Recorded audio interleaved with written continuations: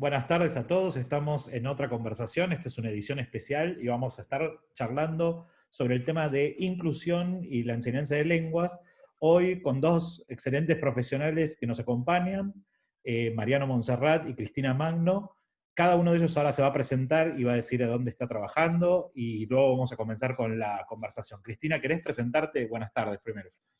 ¿Qué tal? Buenas tardes. Bueno, soy Cristina Magno. En este momento estoy ejerciendo el rol de directora del Instituto de Educación de la UNAUR, la Universidad Nacional de Hurlingham, y soy profe del profesorado de inglés en la misma casa. Bien. Mariano. Bueno, hola, ¿cómo están? Hola Mariano, hola Cristina, yo soy Mariano Monserrat. Bueno, soy profesor de inglés, trabajo en 3 profesorados, en el Joaquín, en el Lenguas, en su sede Pompeya, después en el Consudec también en el profesorado de inglés, y soy profesor de comprensión lectora en la UNAJ, en la Universidad Nacional Arturo Jauretche. Buenísimo. Bueno, muchísimas gracias a los dos por aceptar la invitación. Y la primera pregunta que tengo para ustedes es, desde su experiencia en instituciones públicas, ¿qué relaciones pueden establecer entre la inclusión y el aprendizaje de lenguas? No sé, Cristina, si querés comenzar vos.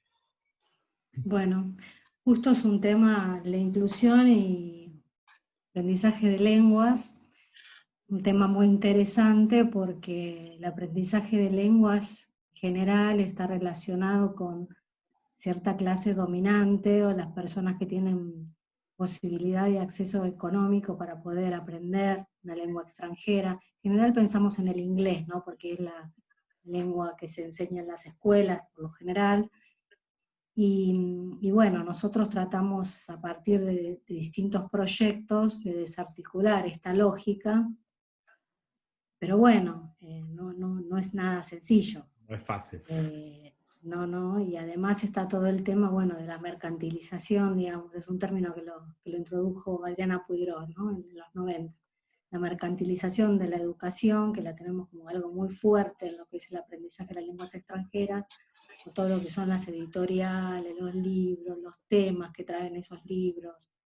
Entonces, bueno, nosotros tenemos que tratar de incluir a los estudiantes. Si pensamos en la escuela secundaria, bueno, la escuela secundaria es obligatoria a partir del año 2006, tenemos a todos los estudiantes ahí en la escuela, los y las estudiantes, aprendiendo inglés en este caso, y bueno, tenemos un problema que hay muchos estudiantes y muchas que es una materia que se la llevan a examen. Tenemos que pensar por qué. En un punto no estamos incluyendo a todos. Tenemos un muy lindo diseño curricular, pero que a veces dista mucho de lo que pasa en el aula, y los temas a veces no interpelan a nuestros estudiantes. También tenemos que pensar que en la escuela pública a veces no tenemos una diversidad muy grande de estudiantes, porque los estudiantes o las personas que quieren ascender, digamos, en la escala social, a veces optan por la escuela privada, ¿no? Y nosotros en la escuela pública tenemos a veces libros y materiales. Hablo desde mi experiencia un poco, yo enseñé 10 años en una escuela de lo que se llaman ahora barrios populares, en Ciudad Evita, acá en La Matanza, yo vivo en La Matanza, y teníamos muy lindos libros, colecciones de libros, pero con temas a veces muy ajenos a los estudiantes, totalmente ajenos, como no sé, hacer el check-in en un aeropuerto, o hablar de un double decker, y teníamos estudiantes que estaban a 25 cuadras del Walmart y no lo conocían. Claro, Entonces, ya las temáticas nos claro, dejan afuera. excluyen, Claro. claro, las temáticas excluyen, ¿no? Bueno, se me ocurre eso para empezar. Bien. Mariano, no sé si querés retomar o... Sí, un poco retomando lo que dice Cristina, creo que si uno piensa a grandes rasgos la cuestión de la inclusión, la primera cuestión que aparece es la de la accesibilidad, ¿no? Es el acceso a una ampliación de derechos. Y en el caso de las lenguas extranjeras sucede esto que decía Cristina, que vos para estudiar una lengua extranjera, cualquiera sea ella, el inglés, el francés, el portugués, lo que se te ocurra, ¿no? El esloveno, en la Argentina necesitas ser por lo menos de los sectores medios, es decir, necesitas tener aseguradas ciertas necesidades básicas y tener un plus, ¿no? Que te permita acceder al aprendizaje de esa lengua vía mercado. Es decir, por mercado digo vía clases particulares o vía, dependiendo de la lengua, algunas de las grandes alianzas, instituciones. Capital económico que compre capital cultural, digamos. Exactamente, Bourdieu lo dice muy bien en la distinción, digamos, es decir, hay ciertas cuestiones que marcan como esas parteaguas en las clases sociales. Y las lenguas extranjeras es interesante pensarlo ahí, porque si vos pensás en los circuitos de escuelas bilingües de la Argentina, que son los de inglés, las de inglés por supuesto son las más numerosas, pero también de otras lenguas, vos ves que son los sectores medio altos y altos los que acceden. En ese, uno de los pluses es, y uno de los marcos de distinción, vos podés pensar en esas escuelas, están los chicos juegan al rugby, las chicas juegan al hockey, y todos hablan inglés.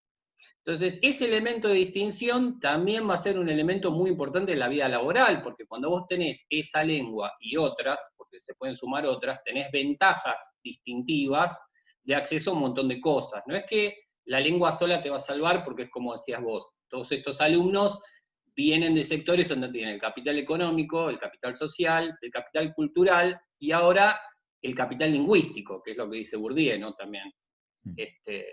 Y cuando pensás en la ampliación de derechos, yo he tenido la oportunidad a veces de hablar, una vez tuve la oportunidad de hablar con quien era supongo que es una chica joven, la directora de una beca británica, se llama Chevening, que te permite, vos te postulás y te permite ir un año a hacer a Gran Bretaña, te pagan cualquier curso en cualquier universidad. Entonces ella chocha, me contaba. Luego cuando terminé de hablar, yo le hice una pregunta, nombró ciertas figuras públicas que no voy a hacer mención como de la beca, ¿no?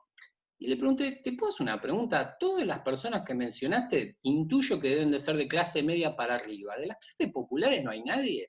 Silencio se hizo. ¿No les interesa? La respuesta es no. O sea, porque dan como un hecho de que, primero, la persona tiene que tener, por ejemplo, por supuesto, inglés. Y eso implica que viene con otras cosas. En la Argentina viene con otras cosas. Por ahí en Suecia no, pero en la Argentina viene con una enorme desigualdad. Y eso también se percibe en las clases populares. Las clases populares, lo que decía Cristina, lo viven como un mundo totalmente ajeno. ¿Qué me venís a hablar del inglés y de un aeropuerto si yo nunca vi un avión? Entonces, son cuestiones que creo que cualquier política que se proponga hacer inclusión tiene que trabajar en múltiples frentes. Y este es uno, ¿no? En el caso del inglés, por ejemplo, acercar la idea de que no es que solamente es la lengua de los ricos, sino que es una lengua de comunicación internacional en la cual, después vamos a hablar, pero en la universidad la necesitas y bueno, me parece que las cuestiones van cruzadas, ¿no? Bien.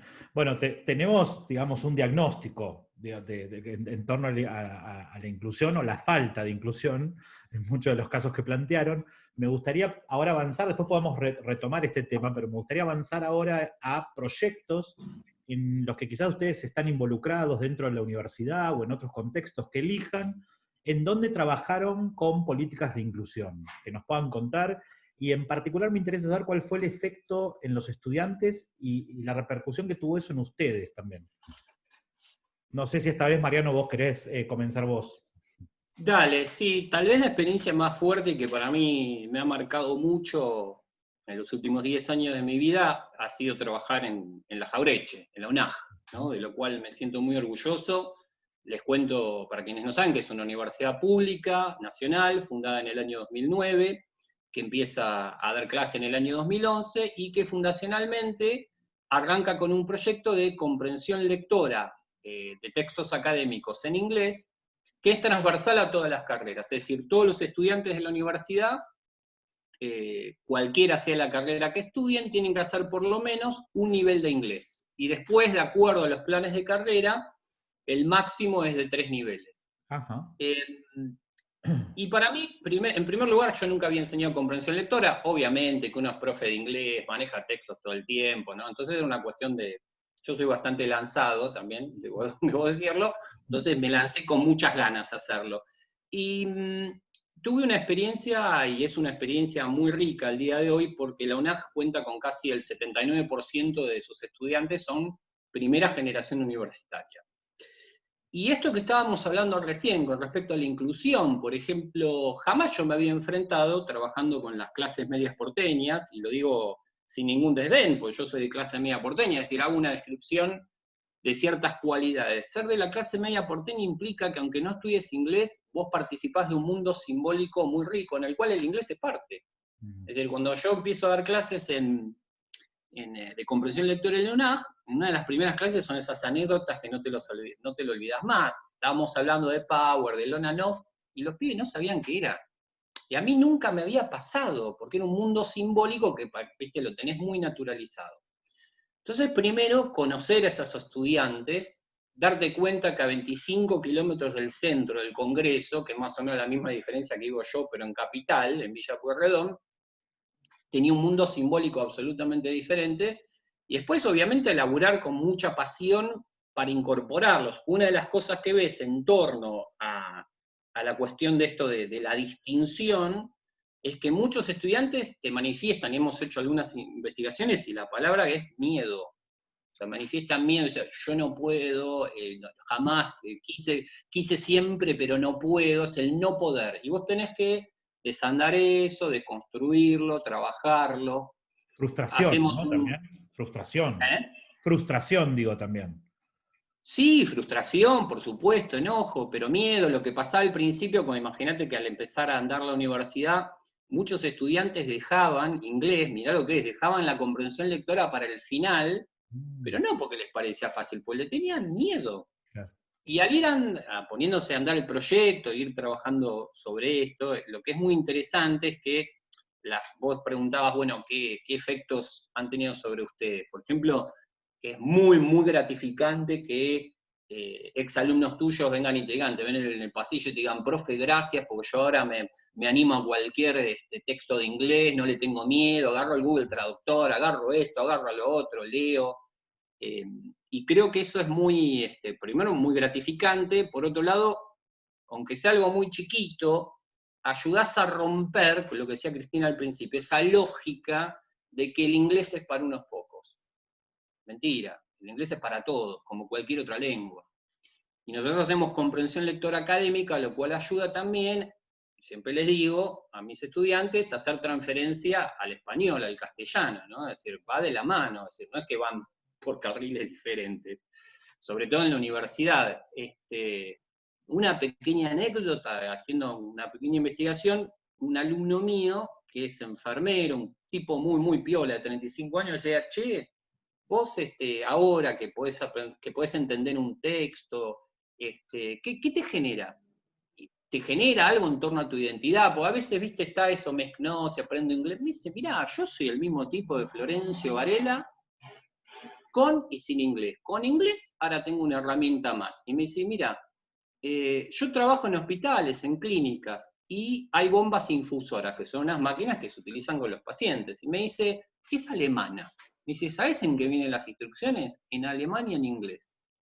Y yo antes le tenía que pedir a mis compañeros que me explicaran lo que decía, los que sabían inglés. Ahora ya no necesito más. Ahora lo leo yo. Me dice, cuando te dice eso, viste, voy a decir, wow. Tarea cumplida. Qué bárbaro. Cristina, no sé si querés contarnos en tu caso.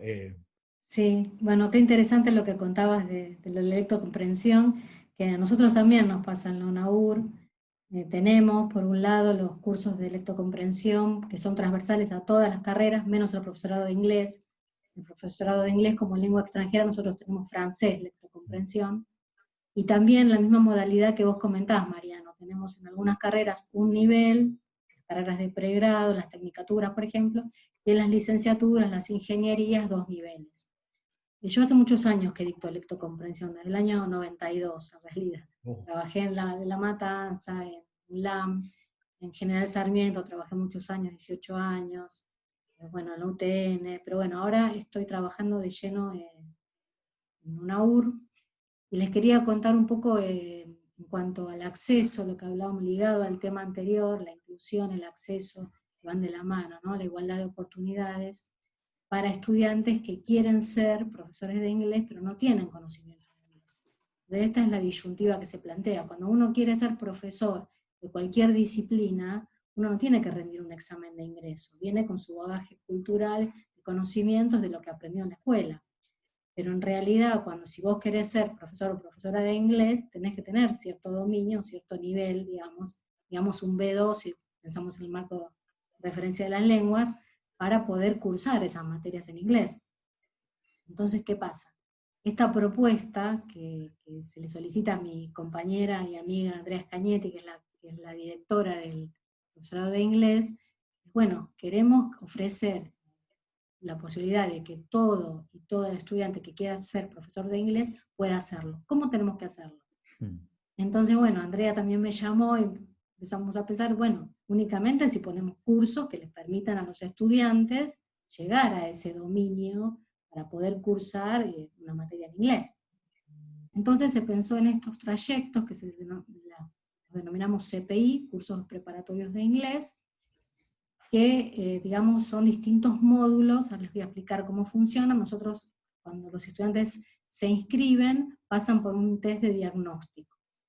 A partir de ese diagnóstico nosotros determinamos si los alumnos son iniciales, preintermedios o intermedios avanzados. Y de acuerdo al nivel, los estudiantes tienen que cursar determinados trayectos. Esos trayectos pueden ir desde 64 horas, si es un curso intensivo de verano, cuando les falta están ahí de entrar, 96 horas si es un curso cuatrimestral intermedio, hasta 736 horas, que sería un alumno inicial, preintermedio e intermedio. Es decir, pueden estar 3 años y medio cursando estos dispositivos, estos trayectos especiales, que comprenden 10 horas semanales de inglés, con 2 docentes en pareja pedagógica, y simultáneamente los y las estudiantes van cursando las asignaturas de formación básica, que nosotros normalmente llamamos las pedagógicas. ¿Sí? Entonces, cuando los estudiantes están listos, ahí comienzan, vamos a cursar las materias de primer año del profesorado de inglés. Entonces, para nosotros las eso... disciplinares, digamos, y la práctica. Exacto. Nosotros estos módulos, estos CPI, los llamamos cursos, porque no son asignaturas. Pero los alumnos ya son estudiantes de la carrera porque están cursando las materias pedagógicas. Es obligatorio cursar al menos una de la formación básica para poder cursar el CPI. Porque lo que les dejamos bien claro a los estudiantes es que no somos un instituto de inglés. Claro. Acá es un lugar de formación de profesores. Esta carrera existe porque el distrito de Hurlingham necesita profesores titulados. Faltan profesores titulados. Hay muchos profesores idóneos trabajando. Sí. Entonces, si nosotros queremos tener buenos, no quiero decir que no sean buenos profes, pero si queremos tener profesores titulados, buenos profes, y profes que entiendan cuál es lo que nosotros llamamos, entre comillas, el problema de la escuela secundaria, nosotros consideramos que hay un problema en la escuela secundaria. Hay temas que hay que resolver allí. Problema entendido en el buen sentido, ¿sí? O sea, hay que articular los distintos niveles, hay que articular la universidad con el secundario, y nosotros decidimos hacerlo. Y una de estas ideas es la creación de este profesorado con estos trayectos especiales que les posibilitan a todos tener igualdad de oportunidades, porque la inclusión va de la mano de la igualdad de oportunidades y del concepto de democratización, ¿no? Es un concepto que nosotros utilizamos mucho. Yo tuve la oportunidad, ya que hablas de proyectos, de dirigir un proyecto de investigación, democratización del aprendizaje del inglés en la escuela pública, lo llamé, tomando como marco de referencia democratización entendido por Hernández Lamarra, por Araujo, Curra, donde se habla no solo del acceso, sino también de la permanencia y de la terminalidad.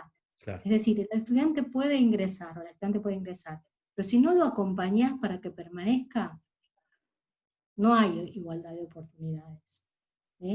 Y si no, facilitas el egreso. Ese acompañar no quiere decir facilitar las cosas, quiere decir brindar todos los dispositivos para que haya aprendizajes significativos, o lo que también llamamos justicia curricular, y acompañarlo a que termine ese trayecto. Claro, si no digamos que calidad y acompañamiento tienen que ir juntos. Si solamente acompañás y no brindás calidad, es una estafa. No estás preparando al estudiante como lo tenés que preparar.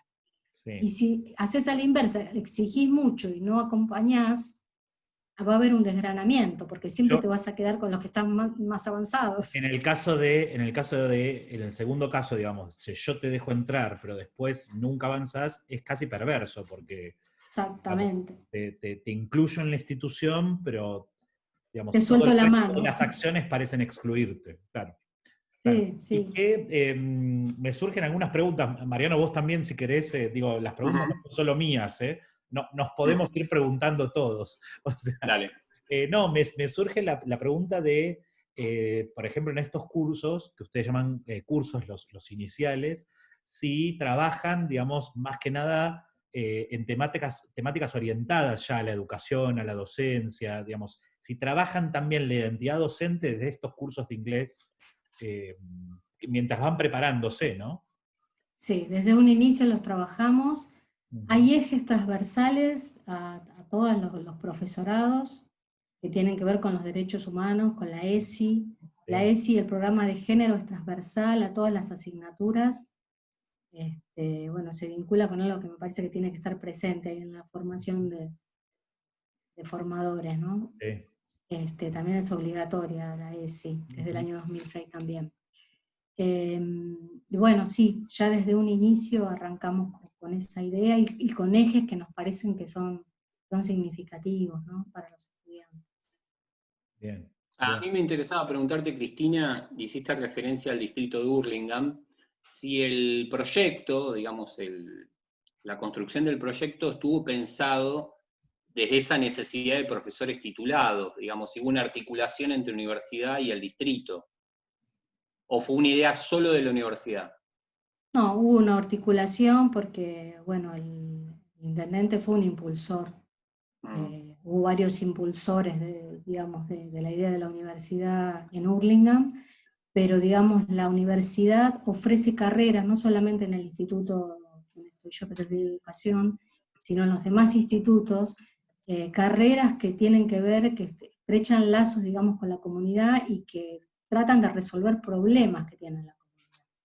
De ahí que tenemos biotecnología, entonces trabajamos estrechamente con el INTA, salud comunitaria, donde tenemos la carrera de enfermería y kinesiología, que son las más, digamos, más numerosas, Las más en este populares, sí. las más populares. Casualmente tuvimos que acelerar en este momento la titulación de, bueno, de enfermeros que ya habían terminado la carrera, pero ahora por el tema de la pandemia, bueno, lo tuvimos que hacer de manera acelerada, porque tenían que ya estar trabajando en el territorio, en Hurlingham y en Morón. Recibimos pedidos para que estos ya enfermeros y enfermeras egresadas comenzaran a trabajar. Y después tenemos también ingeniería, por ejemplo, tenemos ingeniería metalúrgica, que hay en muy poquitas universidades del país. Son necesidades de las zonas zonales, entonces ahí hubo como una combinación, y bueno, de la idea de la universidad con, digamos, el distrito en sí, Sí, que es una viendo a las demandas. característica, perdóname María, una de las No, no, dale, características sí. de estas universidades, ¿no? Del conurbano, como la de Hurlingham, como la UNAG, como tantas otras, ¿no? Es una inserción muy fuerte en el territorio, Sí. pensarlas, por eso te preguntaba, es Pensar pensar las cuáles son esas problemáticas, necesidades. sí, las problemáticas de la comunidad esa, ¿no? Yo trabajé en la UNLA también, en la Universidad de Lanús, y tiene esta misma lógica, ¿no? Tiene esa misma lógica. Cristina, te hago una última pregunta con respecto al proyecto. Al Sí. finalizar el curso, ¿no? Esos cursos, vamos a suponer el de 700 horas, que es el que más me interesó, porque digo, hacen todo el recorrido. ¿Cómo se los evalúa? ¿Y vuelven a hacer ese examen de diagnóstico inicial o simplemente No, aprueban la cursada? ¿Cómo es? no. Cada curso tiene sus respectivos exámenes parciales, examen final, o régimen de promoción si los estudiantes sacaron más de 7 para arriba. Bien, El último es el intermedio, que pasa por el mismo. O sea, hay estudiantes que los tienen que repetir algunos niveles. claro. O sea, Mm. el inicial o el preintermedio o el intermedio, pasa. Pero Y con la ya lógica de tenemos una materia. con Pueden la lógica de una recursarla, materia. pueden. Bien. Exactamente, la misma lógica de una materia, el inicial y el preintermedio son anuales, y el preintermedio es el único cuatrimestral, o bien intensivo de verano, para los estudiantes que están ahí muy cerquita del inicio, ¿no? Y ya tenemos estudiantes, desde el principio del año pasado, estudiantes que comenzaron inicial, ya tenemos cursando lengua 1, gramática 1, Qué bueno. fonética 1, a la par de los que ya vienen listos para iniciar. O sea que Mm. eso es buenísimo. Claro. Más o menos en términos de porcentajes, les cuento sobre la primera inscripción que tuvimos en el año, porque la universidad comienza, digamos, el inicio es marzo de 2016. Ahí se comienzan con los cursos de inglés transversales. El profesorado arranca un año más tarde, arranca en 2017. ¿Sí? Cuando se arranca con la primera inscripción, que fue en diciembre de 2016 para comenzar en 2017, el 88% de los estudiantes que se inscribieron venían para los cursos. Solo el 12% de 150 estudiantes. El 12% solo estaba digamos, en situación de comenzar a cursar. Y después tuvimos algunos estudiantes más que los preparamos en el verano y arrancan. Y eso da, no sé digamos, si que como comentario que uno puede hacer por el porcentaje que das, da cuenta de que hay una vocación, unas ganas de todo un sector, si querés, social, que no ha podido acceder a estudiar inglés antes, pero que ahora ve, claro, digamos, que con estos dispositivos puede hacerlo. Claro. Y en relación a la pregunta que vos formulabas antes de qué dicen los estudiantes, ¿no? Sí. ¿Qué devolución tienen los estudiantes? Porque a veces nosotros ahí tenemos como una bajada muy clara y le decimos muy claramente que ya vamos a hacer cursos para la comunidad de extensión. Pues la universidad tiene una oferta muy grande de talleres de extensión. Tenemos 4.000 estudiantes, pero no de lengua, porque sabemos que si nosotros quisiéramos hacer de inglés o de francés, Sí, ustedes saben que ahí hay que diagnosticar, hay que poner un montón de niveles, y no es tan fácil. Y los cursos nuestros son todos gratuitos, todos gratuitos. Entonces, bueno, sería muy difícil decir, bueno, solamente pueden arrancar en los iniciales, o solamente pueden arrancar. Entonces, todavía eso no lo comenzamos, pero le decimos que a futuro eso va a pasar. Que todos los que vienen es para comenzar una carrera de profesor de inglés. Y ellos a veces después nos confiesan, cuando pasa el tiempo, bueno, ahora me doy cuenta que yo entré porque en realidad me gustaba el inglés, pero ahora me doy cuenta que quiero ser profesor o profesora de inglés, porque las materias que nosotros tenemos de formación básica o pedagógica son materias que interpelan mucho al estudiante, sujetos y instituciones, pensamiento pedagógico latinoamericano, son materias que lo ponen muy en contexto de qué es ser un docente, y qué es ser un docente de la Argentina y de América del Sur, ¿no? Y son materias que dan mucha identidad a la UNAUR. Qué bueno, qué interesante, ¿eh? Bueno, gracias a los dos por compartir. Los dos proyectos me parecen geniales y qué bueno, celebro que eso pase en nuestras universidades públicas, ¿no? Que a veces no se conocen tanto y pasan cosas tan buenas en nuestras universidades. Tenemos que estar tan orgullosos. Para terminar, la última pregunta que tengo, para terminar, pero es una pregunta que nos va a llevar un ratito, es ¿qué debates en torno a la formación de profesores creen que digamos, necesitamos tener hoy? ¿Cuáles son los debates que deberíamos poner en agenda en la formación de profesores de lenguas? No sé, Cristina, si vos querés comenzar esta vez. Bueno, sí, son debates de hoy, pero creo que son debates de siempre también. Me resuenan palabras de una profesora mía, que para mí fue un poco mi mentora, por ahí la conocieron, ya no está viva, Ana Armendáriz. Mi profe de Joaquín B. González y después en la licenciatura, que yo hice la licenciatura de la Universidad del Litoral, de la sede acá de Lomas de Zamora. Sí. Y bueno, hay dos cosas que ella siempre me marcó en estos momentos de mi vida y que me quedaron muy... Una es que si uno aprende en una institución pública del Estado, tiene que devolverle eso al Estado. Entonces quisiera transmitirle eso a todos los colegas. No está mal trabajar en empresas, en institutos públicos, institutos privados, todos lo hemos hecho y me parece que está bien. No está mal, no estoy diciendo que esté mal. Pero creo que tenemos que devolverle también algo al Estado de lo que el Estado nos dio si nos formamos en una institución del Estado. Bueno, como yo me estudié en el Joaquín, entonces pienso que le debo algo al Estado y he tratado de hacerlo. Y bueno, eso tiene que estar presente, esa idea de, bueno, también incluir, dar posibilidades a los otros, las posibilidades que recibimos nosotros, brindárselas a nuestros estudiantes. Otra cosa es que no hay, ella siempre decía, no hay una receta para enseñar inglés. A veces los estudiantes esperan, y los colegas te esperan todo el tiempo, que nosotros les demos una receta sencilla y armada de cómo hacer esto, cómo hacer un curso del otro. Bueno, ser un profesor es mucho más que eso. La formación es mucho más integral. Después ya se nos van a ocurrir un montón de cosas para compartir. Creo que este cuatrimestre en particular, con la cuestión de la pandemia, nos hizo muy generosos en cuanto a colegas, porque estamos mirando las aulas de todo, bueno, por lo menos dentro de mi institución, ¿no? Y compartiendo todo el tiempo los pequeños, grandes descubrimientos y logros que tenemos porque aprendimos tal cosa del Moodle, tal herramienta, y mira cómo me funciona esto, y mira que el Zoom también funciona con división en grupos. Bueno, esa generosidad, eso tiene que existir y tiene que, o sea, el tema de observación y observación entre pares, eso me parece que en la formación tiene que estar. Y bueno, y también algo que me parece muy importante es la investigación. Me parece que la investigación enriquece mucho la práctica docente, la hace más reflexiva. Eso creo que tiene que estar presente. Interesante. Mariano. Sí, a ver, retomando un poco lo que decía Cristina, y en las palabras de Ana Armendáriz, los debates pueden cambiar de nombre en algunas cosas, ¿no? Creo que algunos son propios de momentos históricos determinados, por ejemplo, cuando pensás en las cuestiones de género y demás, bueno, son cosas obvias, ya se mencionaron en la conversación, hay ciertas cosas que son ineludibles y que son bien de época y que está muy bien. A mí me preocupa una en particular, que me parece que revuela la conversación, pero que no le terminamos de dar forma, y que tiene que ver con las políticas en lenguas extranjeras, ¿no?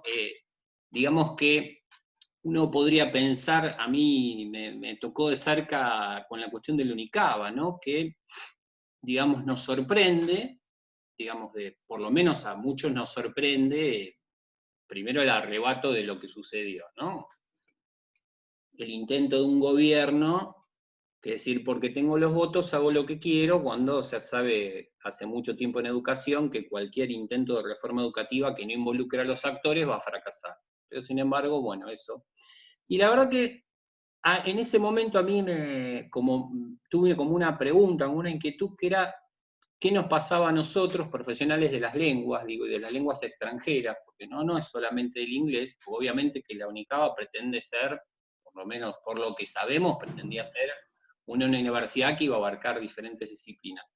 Pero ¿qué nos pasaba a nosotros con eso, ¿no? Es decir, ¿cuáles eran las políticas lingüísticas en lenguas extranjeras a las cuales podíamos hacer referencia?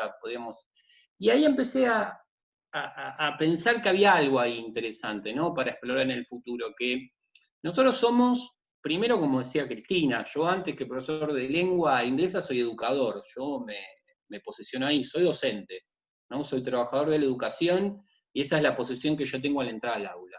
Después, obviamente, soy profesor de lengua y me interesa que mis alumnos aprendan todo lo que puedan, lo mejor posible. Pero también me parece que tenemos que empezar a preparar, y digo a futuro, ¿no? Y a mediano y largo plazo, gente del campo que esté pensando las políticas en lenguas extranjeras, no las políticas lingüísticas del español. Porque para las políticas lingüísticas del español hay otra gente. Pero me parece que faltan voces en el campo que empiecen a decir, che, miren, podemos empezar a pensar las políticas lingüísticas en lenguas extranjeras desde acá. Bueno, ¿qué existe en educación superior, en terciario? Sí. Mariano, yo diría, acuerdo 100% con vos, le sacaría la palabra extranjera ahí. Diría, de las lenguas, porque también habría que pensar incluir, ¿no, las lenguas originarias, digamos. Originarios. Sí, yo te diría,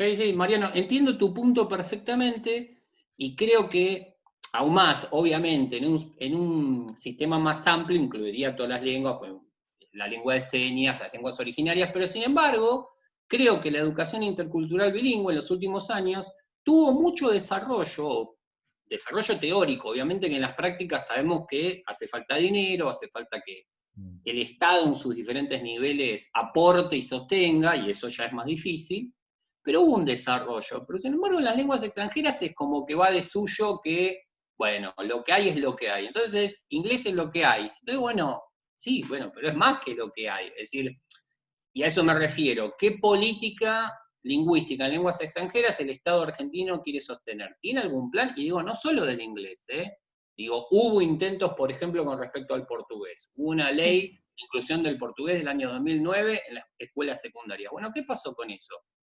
Y gente que esté pensando, ¿no?, en eso. ¿Queremos sostener una política de lengua extranjera en portugués para todo el país o vamos a focalizarla y vamos a poner recursos? A eso me refiero, ¿no? Y obviamente que las lenguas originarias y demás es parte de ese gran campo, digamos, ¿no? Dos cosas nada más. La primera es que la semana próxima, como estamos teniendo esta conversación con ustedes, vamos a estar hablando con un grupo de personas dedicadas justamente al tema que vos mencionaste, a la educación plurilingüe intercultural. Así que justo vos lo nombraste y va a ser un tema también de charla y de debate, así que es interesante. Y lo segundo es... Interesante, ¿no? Sí, sí, me parece que hay que abrir el debate. También, de hecho, viene próximamente otra conversación sobre el lenguaje de señas. Todos los temas que hoy salieron, digamos, van a ser otras conversaciones. Porque me parece importante ampliarlo. Entiendo igual lo que dice Mariano, y justo te quería preguntar, porque te escuché hablar de una investigación tuya que venís llevando hace rato, en donde vos decías, bueno, a veces asumimos que tenemos una educación plurilingüe o hablamos de plurilingüismo, pero hasta qué punto realmente eso se ve en las acciones concretas, ¿no? Y vos mostrabas datos de las carreras de profesorado de lenguas y para mí fue muy impactante escucharte. ¿Podés contarnos un poco? Sí, venimos yo tengo un amigo, colega de la Jaureche, que es pedagogo, Gustavo Mórtola, que es una persona muy interesada en el gobierno de los sistemas educativos, y cuando pasó lo de Unicaba tuvimos como una discusión sobre sobre el proceso, sobre las cosas, y eso dio lugar a, ¿por qué no nos ponemos a investigar un poco y a trabajar, ¿no? Cada uno haciendo un aporte muy complementario, él muy interesado en la parte de los datos, de construir datos, y yo en la parte de más interpretativa de lo que sucedía con eso. Y cuando empezamos a ver los números, esto que vos decías, Mariano, nos sorprendió muchísimo, es decir, para el año 2019 que lo hicimos, había en el sistema terciario el 87% de los institutos de todo el país son en inglés. Y el resto se divide por eso yo te decía las lenguas extranjeras, entre las otras 4 lenguas extranjeras presentes en el sistema, que son el alemán, el italiano, el francés y el portugués. Y eso es muy fuerte, porque cuando uno piensa, y es muy interesante, es decir, en el plano filosófico, creo que, no todos, pero muchos sostenemos que las lenguas son iguales. Digamos, no hay un valor diferenciado entre las lenguas, ¿no? Es decir, filosóficamente creemos y sostenemos que cualquier lengua es valiosa y debe ser aprendida como si vos dijeras un instrumento musical. Bueno, elija uno tendrá más cercanía, gusto por uno que por otro. Pero después en el plano de lo real, en el plano de cómo funciona el mundo, eso no se verifica. Ahí entran otras cosas, que es lo que decía Cristina antes, entre la cuestión del poder, entre la cuestión de la utilidad, y a veces no volver sobre esas cuestiones para tratar de entender cómo funciona el sistema. Porque vos decís, pero ¿cómo llegamos a que sea un 87% y sea tan poquito? Por ejemplo, que sea el portugués haya ido creciendo, porque fue creciendo, merced a la ley, merced a la alianza estratégica que hubo con Brasil en un momento, durante la administración kirchnerista, que eso fue muy fuerte. Después se empezó a decaer, obviamente con Bolsonaro, te imaginarás que no pasa absolutamente nada. Pero y en la universidad está un poquito más morigerado, el 50% de los profesores universitarios son en inglés, o sea que morigera un poco esa hegemonía del inglés, pero se vuelve a verificar. Y a pesar de que la universidad tiene autonomía, pero la universidad también responde a una necesidad, a una demanda social, pues si no uno si se pone muy, te pones muy empecinado, muy ideológico, en el peor de los sentidos, no en el mejor de los sentidos, porque ideología es sostener una posición, ¿no? Pero en decir, el inglés es el malo, es el enemigo, vayamos contra eso, tampoco entendés cómo funciona el sistema. En cambio, si lo entendés bien, un último artículo, no sé si fue el cuarto, que fue muy sorprendente para nosotros. Nos pusimos a estudiar los números de la Universidad Nacional de Córdoba, que es un centro muy importante para las lenguas, y ahí vimos que la autonomía empieza a dividir, empieza a ofertar otras lenguas, y después el inglés casi como que se fagocita. No llega a fagocitarse lo de los profesores terciarios. Y hay que decirlo porque la universidad tiene esa ventaja, que puede darse a sí misma las carreras que ofrece. Yo soy profesor terciario también, es decir, vos estás por eso los riesgos de un gobierno que de repente se cree inaugurante de la vida y del universo, y hace lo que quiere, y vos no tenés herramientas, no tenés muchas herramientas para defender. Entonces una preocupación mía en ese sentido es, bueno, empezar a generar gente en el campo, no que venga a otro campo. Yo no quiero, los quiero mucho, pero yo no quiero un profesor de lengua, no quiero un profesor de español que venga a defenderme. Yo quiero los profesores de lenguas extranjeras que nos defendamos, y obviamente ampliando el juego. Yo tuve, 2 veces estuve en Formosa, en Pozo del Tigre, en una comunidad pilagá, cuando laburaba en un colegio secundario, y pude ver ese proyecto, digamos, en medio del monte, y ese proyecto que intentaba, digamos, dando mucha pelea, esa educación bilingüe entre el pilagá y el español, con todos los obstáculos que eso genera, con que la persona que se estaba formando para hacer eso tenía que viajar 200 kilómetros hasta Formosa, es decir, con todo lo que lleva eso, pero el punto sería empezar a pensar las políticas en lenguas extranjeras como algo, y si querés también las originarias, como algo integral. Que haya cabezas que estén pensando eso, estén diciendo, bueno, ¿qué queremos en ese sentido? ¿Hacia dónde vamos? ¿Qué podemos también? Porque cuando vos ves los números, esos que vos decías que son muy impactantes, ponele que, vamos a decir cualquier pavada, ¿no? Pero el Estado dijera argentino, dijera, ahora queremos que todos estudien francés. O queremos que todos estudien, no importa qué lengua, sea una lengua originaria. Bueno, es lo que decía Cristina, necesitas formar docentes, porque si no, ¿quién va a las aulas? Un proyecto que tuvo una gran fuerza, el de las escuelas, ¿te acordás en la ciudad de Buenos Aires, las escuelas plurilingües? Sí, plurilingües. Bueno, una socióloga que conozco, que se llama Mercedes Di Virgilio, le pidió el Estado de la Ciudad de Buenos Aires en su momento que hiciera un reporte de situación, de cómo estaba avanzando, pues el mismo proyecto quería saber. Y uno de los grandes problemas que tenían era que no podían encontrar docentes que no fueran de inglés. Y ahí ya decís, el Estado, ¿dónde está pensando? Porque ahí el problema es que el Estado no está pensando. Te hace una micropolítica y después no tenés profesores de italiano, no tenés profesores de francés, no tenés profesores de portugués. Digo, y ahí tiene que haber una articulación muy fuerte. Y terminan entonces en políticas focalizadas, que nunca se universalizan, digamos. Claro, porque la política puede existir, pero si no la llevas a la práctica, si no la ejecutás, puede estar la ley de ESI, pero si eso no entra al aula, ¿viste? Claro, claro. Estaba pensando también en... Mariano. Sí, Cristina, perdóname. No, perdón, también en el tema de, un poco vinculado a lo que decían, en el tema de desarrollo de materiales, otra cosa que tiene que estar presente en la formación de formadores. Temas que nos interpelen a nosotros, desde una perspectiva decolonizante. Nosotros poner cuáles son los temas que queremos ahí en eje. Me parece que eso es central también. Sí. Porque las editoriales siempre nos quieren marcar la cancha. A nosotros quisieron venir a vendernos exámenes diagnósticos que iban a diagnosticar con exactitud en qué nivel estaban los estudiantes, como si fuera a descubrir la pólvora, ¿no? O sea, no es que tengamos nada muy novedoso, pero tenemos un ejercicio de comprensión lectora, que después lo complementamos con una entrevista, y bueno, que lo hacemos de a 2 o a 3 docentes, y con bastante facilidad podemos determinar en qué nivel, siguiendo los parámetros, los descriptores internacionales, más o menos dónde están. Entonces, bueno, con unos precios terribles y con una exclusividad terrible, nos vienen a querer exigir e instalarse que, bueno, que ellos tienen el instrumento justo para nosotros. Bueno, por eso hay que trabajarlo mucho. Mariano, ¿querías agregar algo? Perdóname.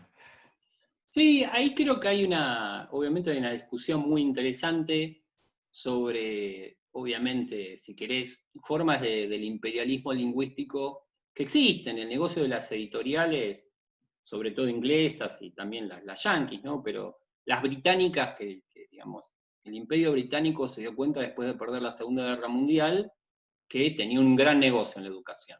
No le vamos a echar la culpa por haber tenido una buena idea, ¿no? Porque fue una muy buena idea. Y de hecho, mirá las industrias en general. Para las arcas de su estado, seguro. Sí.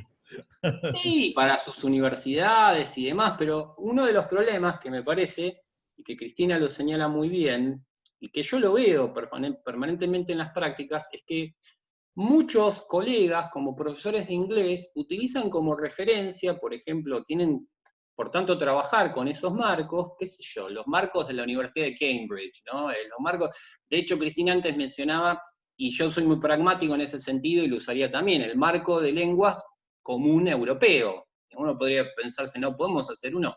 No sé si vale la pena, digamos, ya está cuasi universalizado, decimos es un B1, es un B2, Yo digo, creo lo que podemos vale la utilizar. pena, ¿eh?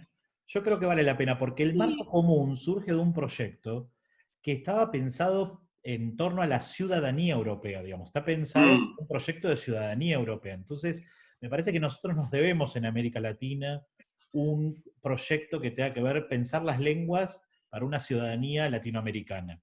Creo que Sí, sí, es interesante, obviamente que de vuelta Mariano eso requiere recursos, que no sé si nuestros estados tienen, pero digo, yendo a la segunda parte, que me parece, vos podés utilizar ese, si querés, esa escala, sacando la parte más europea de la cosa, pero digo, por ejemplo, ¿cómo haces para generar materiales o utilizar materiales que hagan referencia a nosotros? ¿No? Y digo, bueno, hoy tenemos la tecnología que es ubicua.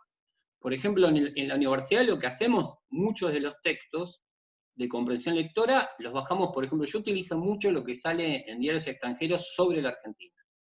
Por ejemplo, cuando hay, qué sé yo, estaban los debates de derechos humanos sobre si habían sido 30.000 o no los desaparecidos, entonces yo les traía, mirá lo que dice The Guardian, ¿no? Acá.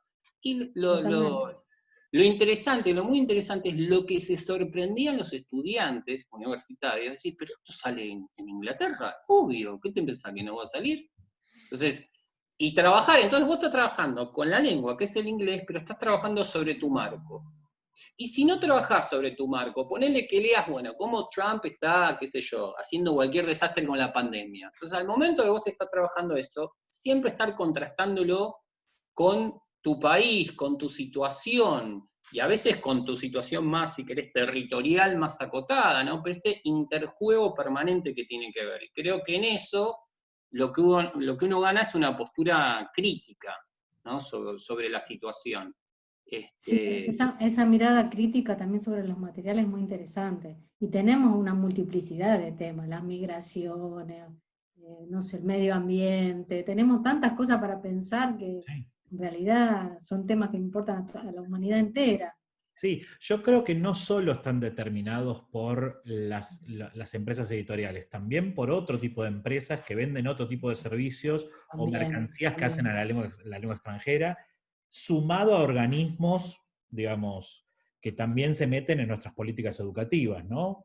Organismos que vienen del centro, ¿no? No solo de Inglaterra, de Estados Unidos, que intervienen tratando de desarrollar políticas de la enseñanza de lenguas extranjeras en nuestros países, obviamente con una agenda marcada. Por eso creo que todas estas cuestiones que estuvimos hablando me parece que hay que tenerlas en cuenta en la formación. Eh, Sí, exactamente. Esa discusión del mundo real, ¿no? Es decir, vos pensás, por ejemplo, uno puede pensar el inglés como, qué sé yo, como lengua global, lengua franca, pero todas esas lenguas que, digamos, Calvet, que es un lingüista francés, te diría que son súper centrales, ¿no? En su marco gravitacional te dice, bueno, tenés el francés, tenés el español, tenés el portugués, todos tienen su propia discusión, la lusofonía, la francofonía. ¿Por qué? Porque le quieren estar dando pelea al inglés, o sea que no hay, si querés, son todas lenguas imperiales, ¿no? Entonces hay que asumir el pasado y decir, bueno, muchachos, a ver, el imperialismo está en todos, pero esto que vos decís, bueno, a ver, ¿le interesa a Estados Unidos? ¿Le interesa al reino, digamos, a Gran Bretaña? Obviamente que la gente hable inglés y por supuesto. Bueno, ¿cuáles son esas agencias con las cuales se mueve? Tal, tal y tal. Bueno, y este marco, este juego, me parece que cualquier docente de lengua extranjera tendría que poder manejarlo y saberlo. Porque si no, uno hace una lectura muy ingenua de las cosas, ¿no? Que todo está, como decimos, todo está naturalizado. Decir, bueno, esto se fue siempre así, que siga así. Y igual yo confío mucho en las generaciones más jóvenes, ¿no? Porque lo veo que hay tanto, digamos, creo que de la misma manera que cuando apareció la tele, la gente era muy ingenua, ¿no? Entonces mi abuela decía, lo dijo la tele. Bueno, ahora no sé cuántos pibes creen, lo dijo Instagram, todo, la gente es muy escéptica, los pibes siempre están leyendo entre líneas. Pero bueno, creo que sistematizar esto es algo interesante, es un aporte. Y bueno, pensar, bueno, si querés, no, dale, perdóname, Mariano, Mariano, perdón. No, que si querés sostener políticas plurilingües, y después pensar qué es una política plurilingüe también, eso es interesante. Es decir, podés pensar una política en la cual todas las lenguas extranjeras tengan el mismo peso y la misma fuerza. No sé, hay que pensarlo, analizando esos números, lo que ya tenés construido, las demandas con respecto a la gente. ¿El Estado puede cambiar las demandas de la gente o tiene derecho a hacerlo filosóficamente? Yo no lo sé, lo digo como preguntas, pero es interesante pensar, por ejemplo, desde el proyecto que nos cuenta Cristina del profesorado, es que eso que dijo, ¿no? Creo que dijiste como un 80 y pico % de los pibes que entran a los cursos, digamos, entraban a los cursos. 88%. Eso es Casi el muchísimo. 90%. Ahí te está diciendo que hay pibes que no tuvieron acceso a poder aprender inglés por fuera, digamos, por el mercado, pero que sin embargo quieren ser profesores de lengua, quieren ser profesores de lengua inglesa, y eso está buenísimo. Por eso también yo digo en la Argentina, que a veces nos cuesta tanto sostener políticas macro o tener direccionalidades, digo, lo rescatable de las universidades, los institutos de formación docente terciarios, que sostienen micropolíticas, y las sostienen, y vaya que las sostienen, digamos, porque viste qué sé yo, que el proyecto de Unicaba se haya querido llevar puesto a todos los institutos, bueno, algo te dice, por algo querían llevar eso a cabo, ¿no? Bueno, para ir cerrando, le voy a pedir a cada uno que piense con qué conceptos le gustaría que la gente se vaya hoy de esta conversación. ¿Qué conceptos de los que charlamos quieren remarcar? Y con eso vamos a ir cerrando la charla, ¿sí? No sé quién quiere empezar. Quien esté listo. ¿Quién quiere? Bueno, Cristina, como quieras. Me gusta la inclusión, igualdad de oportunidades, democratización, derechos, justicia curricular, y un sintagma que no sé si lo inventé yo, pero soberanía curricular. Pongamos nosotros los temas que nos parecen importantes. Buenísimo. Mariano. Sí, a mí me gustaría mucho que, digamos, todos aquellos que sean porteños, yo soy porteño, ¿no? A veces es un lugar común decir que la Argentina no es solo Buenos Aires, sin embargo, para quienes somos porteños es difícil de entender, porque cuando uno vive como en el centro del imperio romano, para decirlo, no, Buenos Aires es nuestra Roma, vamos a decir, nos cuesta entender que hay otras realidades, ¿no? Y otras realidades que son muy, muy importantes, ¿no? Y que inclusión también tiene que ver con eso, es decir, y también mismo dentro de Buenos Aires, porque la misma ciudad de Buenos Aires tiene zonas muy ricas y zonas vulnerables, ¿no? Entonces que esto, volver a la conversación, al principio de la conversación, y esta cuestión de que el aprendizaje de lenguas en la Argentina está fuertemente mediado por el mercado, porque el mercado vio que había una necesidad insatisfecha. Y que hay que entender que esa necesidad está porque no están los recursos económicos. Entonces, si vos tenés una visión democrática de las cosas, que es lo que decía Cristina, por lo menos a mí me interesa, es decir, me genera mucho entusiasmo cuando los estudiantes en la universidad, sobre todo no los que ya venían con ese bagaje, sino los que no lo tienen, de repente descubren que pueden hacerlo y que pueden, y se abren otras puertas. Y abrir eso me parece que es muy importante. Entonces, seguir trabajando para eso, ¿no? Y lo último, bueno, es una preocupación de, bueno, empezar a pensar en políticas, que haya cabezas que estén pensando, cabezas técnicas, y que sean híbridos, ¿no? Que no sean puramente académicos, que sean académicos y docentes, que sepan lo que es el aula, que sepan lo que es la enseñanza de lenguas, que sepan lo que se juega ahí, y que estén pensando en las políticas del futuro. Eso. Bueno, muchísimas gracias a los dos, fue una conversación interesantísima y también muchas gracias a todos los que hoy nos escucharon. Bueno, buenas tardes para ambos. Gracias. Gracias, Mariano, por la invitación. Gracias.